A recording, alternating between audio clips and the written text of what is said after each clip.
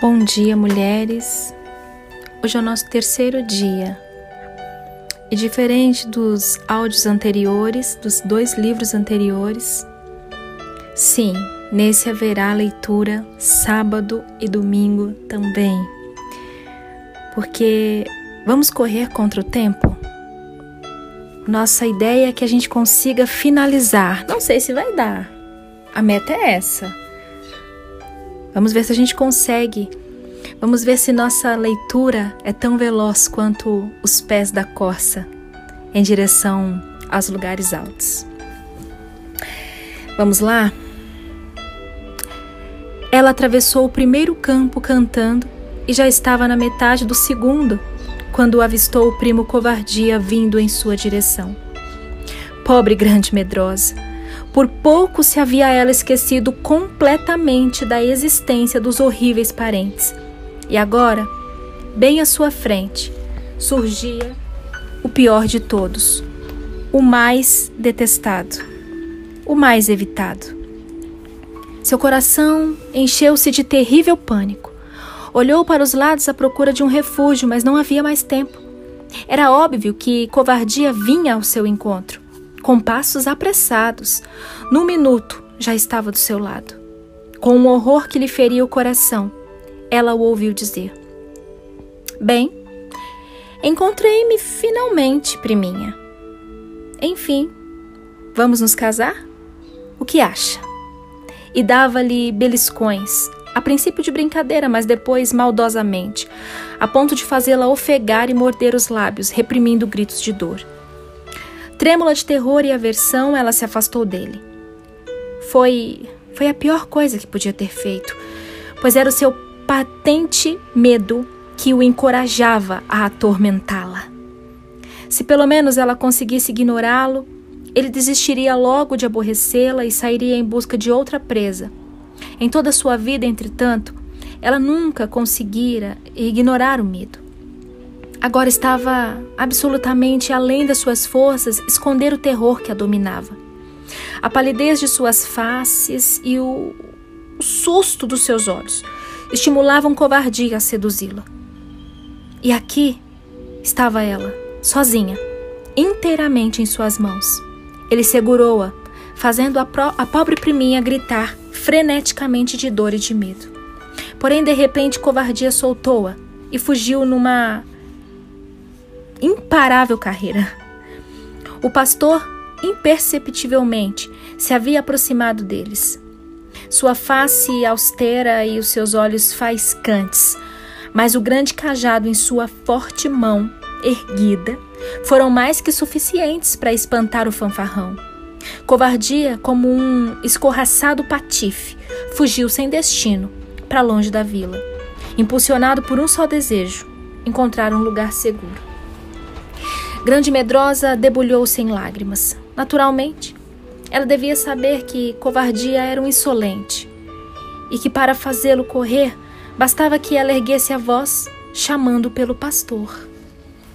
Agora, o vestido rasgado, os braços marcados pelas mãos de Covardia representavam a parte menor da sua amargura. Sentia-se esmagada pela vergonha de agir tão rapidamente de acordo com seu próprio nome e natureza, nome que ela esperava já estivesse em processo de transformação. Se lhe parecia impossível ignorar os temores, muito pior seria resistir a eles. Ela não ousava levantar a cabeça e olhar o pastor, mas se o tivesse feito, teria notado quanta complacência havia no olhar dele. Ela não imaginava que o príncipe do amor fosse de tão terna compaixão para com aqueles que sentem medo. Então, cabisbaixa, tremendo o desprezo, devido aos seus tolos temores, ela murmurou um tímido "obrigada". Depois, ainda sem olhar para ele, pôs-se a manquitolar penosamente em direção à vila, chorando e repetindo: "Que adianta pensar em lugares altos? Eu nunca vou chegar lá, pois um simples incidente já me fez voltar atrás." Entretanto, segura em seu chalezinho, começou a sentir-se melhor. Enquanto tomava uma xícara de chá e a refeição da noite, sentiu-se de tal modo reconfortada que conseguiu recordar-se do ocorrido à beira do lago. Lembrou-se, com frêmito de maravilhoso deleite, que a semente do amor havia sido plantada em seu coração. Ao pensar nisso, a mesma doçura apoderou-se dela. O indefinível, mas delicioso êxtase de uma nova felicidade. Há felicidade em amar, disse a pequena grande medrosa a si mesma. Há felicidade em amar. Depois de preparar a casa para a noite, sentiu-se cansada devido a tantos conflitos emocionais daquele estranho dia. Ela se deitou e, antes de cair no sono, entoou diversas vezes outro belo hino do velho livro de cânticos, que está em Cantares 1, 7, 8, e diz: Ó, meu amado, me diga, aonde vai hoje o rebanho? Descedentar, dar comida, e quando o sol esquentar, descansando, onde estará? Por que vagar na vida, por outros conduzidas, sem ter você como guia? Mulher formosa e amada, não sabe a trilha na estrada? De ovelhas, siga as pegadas. Procure o rastro das cabras e seja para mim, como eu desejo sim, a mais doce companhia.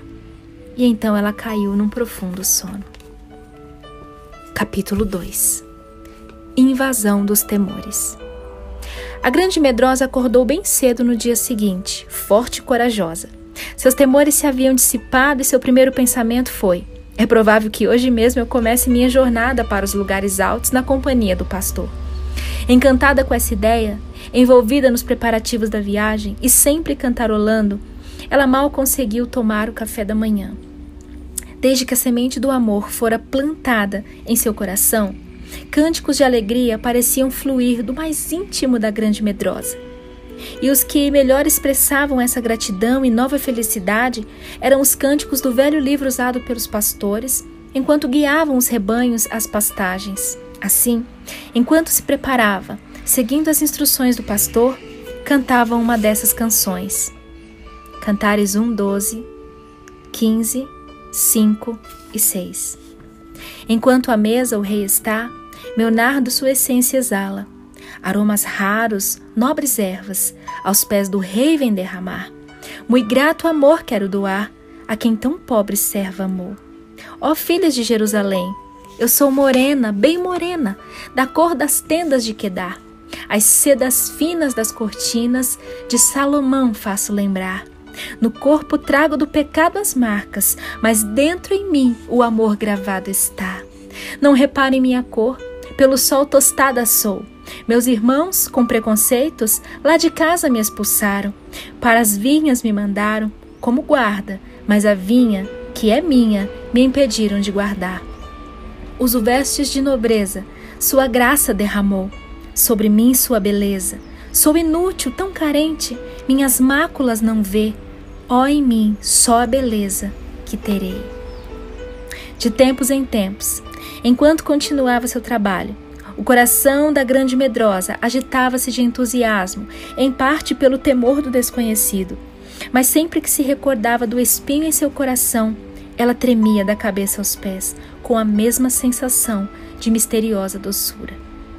O amor era também para ela, até mesmo para ela, a aleijadinha. E quando alcançasse os lugares altos, ela perderia seu desfiguramento humilhante e enfim se tornaria bela. E quando a planta em seu coração estivesse prestes a florescer, ela seria correspondida no amor. Entretanto, no meio de tanto otimismo e doçura, a dúvida ainda surgia e sussurrava: não, isso não pode se tornar realidade. É um belo sonho e nada mais. Oh, temo que nada disso venha a acontecer, dizia ela consigo mesma. Mas ao pensar no pastor, seu coração batia mais depressa e ela corria à porta ou à janela para ver se ele estava chegando. Naquela manhã o pastor não veio. Entretanto, depois do meio-dia aconteceu algo. Uma invasão dos seus temíveis parentes. eles chegaram de repente, antes que ela entendesse o que estava acontecendo. Caíram sobre ela um exército de tias, tios e primos, no meio de uma balbúrdia de passos e vozerio. Covardia, entretanto, não estava com eles. A família dele, sabendo como ele havia sido tratado pela prima na noite anterior, aconselhou-o a não acompanhá-los. Eles estavam decididos a vencer as objeções da jovem quanto ao seu casamento com Covardia. Tentariam, se possível, convencê-la a acompanhá-los de volta aos seus lares. O plano era procurá-la quando sozinha, longe de vistas do pastor, quando este estivesse cuidando dos rebanhos. Assim, Grande Medrosa estaria inteiramente em suas mãos. Ela não poderia ser levada pela força, especialmente de dia, quando muitos servos do pastor residentes na vila, por certo, correriam em seu socorro. Entretanto, conhecendo bem a timidez e a fraqueza da Grande Medrosa, seus parentes estavam certos de que todos eles juntos poderiam convencê-la a ir com eles à mansão do velho senhor Temor. Desta maneira, eles a teriam em seu poder. O velho senhor Temor, em pessoa, também fazia parte do grupo, assegurando-lhe num tom paternal que estavam ali com a melhor das intenções. Ele conhecia as objeções dela quanto ao plano do casamento e esperava a oportunidade de convencê-la mediante uma conversa a sós. Prometeu-lhe que, embora essa aliança fosse de grande importância para ele, ela poderia rejeitá-la, pois o enlace não seria realizado à força. Quando ele terminou de falar, todos os Temores, numa Babel, começaram a discutir com ela os planos e fazer-lhe toda a sorte de sugestões. Diziam-lhe que, de fato, ela se havia afastado dos parentes por longo tempo, por isso fazia a ideia errada dos seus sentimentos e das suas boas intenções. Seria ótimo que agora ela permanecesse algum tempo com eles, a fim de poderem provar o contrário. Talvez Covardia não fosse tão gentil e atraente na aparência como um príncipe de conto de fadas, mas suas rudes maneiras poderiam desaparecer ao conhecer ele as doces e refinadas influências do casamento. As responsabilidades e alegrias da vida matrimonial alterariam, por certo, toda essa parte negativa do seu caráter e transformariam suas atitudes. Seria privilégio dela assistir a essas transformações que eles tanto almejavam, especialmente sendo ela o agente principal. O grupo todo falava e falava, enquanto a pobre jovem assentava-se assustada no meio deles, ignorando o que discutiam. Como eles esperavam, estavam já prestes a conduzi-la a um estado de confusão e medo. E é bem assim que acontece. Parecia que eles logo a persuadiriam que era seu dever tentar a impossível tarefa de converter Covardia em uma pessoa menos desagradável. De repente se calaram. Os Temores haviam trancado cuidadosamente a porta do chalé, a fim de impedir que Grande Medrosa fugisse. Mas agora se ouvia, distante, um homem cantando uma canção, um dos cânticos do velho livro tão bem conhecido de Grande Medrosa. Então, pela janela, avistaram a figura do cantor, passando vagarosamente pela rua. Era o pastor, guiando seu rebanho de águas. Guiando seu rebanho às águas. As palavras soaram através da janela aberta, acompanhadas do balido suave dos cordeiros e ovelhas e do ruído dos muitos pés empoeirados nas pegadas do pastor. Era como se todos os demais sons silenciassem, enquanto o pastor a cantar passava nas proximidades do chalezinho. Dentro, o burburinho instantaneamente cessou, surgindo em seu lugar profundo silêncio. E era esta a canção que ele cantava. Cantares 2:8. É a voz do meu amado, faz vibrar meu coração. Vem saltando pelos montes, sobre os morros, que emoção! Como é forte o meu querido, mais veloz do que a gazela.